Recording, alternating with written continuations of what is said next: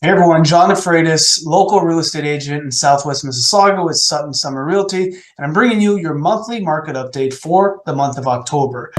Well, where the heck are we now with this real estate market? Things continue to change. It's ever changing, exciting, dynamic, and a little bit frightening depending where you are in the marketplace. So the Bank of Canada raised interest rates again recently, 50 basis points.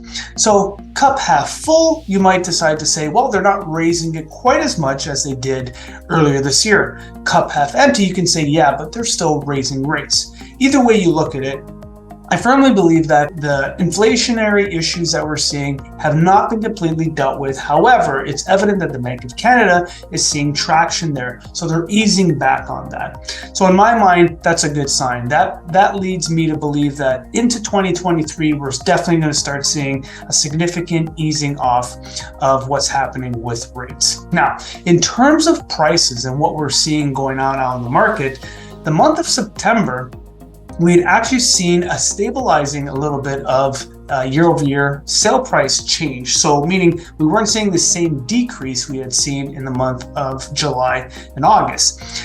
And September stabilized. We're not quite seeing that in October. We're seeing significant decreases versus what we saw in September. So on average, close to a 10% year-over-year sales price decrease across the major markets in the GTA. When you look at days on market obviously continues to go up, in some cases nearly 2 weeks more than they used to be. And finally, in units sold, here's the big headline. We're 50% less than we used to be in units sold than we were a year ago. And there's a big storyline behind that I'm going to share with you in a bit. So all this essentially leads me to tell you that we're in a market that certainly is changing. However, with 2.6 months of inventory still available, we're technically in a seller's market. That's hard to believe. When you have boots on the ground and you see what's going on out there like I do, you would definitely think we're trending to a buyer's market, because buyers are getting the upper hand in a lot of ways with properties that are being listed and sold. However, what's happening is that the fact that there's so few units available for sale right now is pushing us back into what is technically a seller's market window of months of inventory. Just so you know, months of inventory, typically anything below 4 months would be considered a seller's market, 4 to 6 would be balanced, and over 6 months typically would be a buyer's market. So here's what's happening out there that's causing this confusion. So essentially what we're seeing, units are so low this year versus what they were in previous years. So what's happening is that there is an extreme number of properties that are actually not being sold and being terminated. So listings, they are down, but they're not down as much as you think. A lot of sellers are actually deciding to take their property off the market because they're not getting the asking price that they want.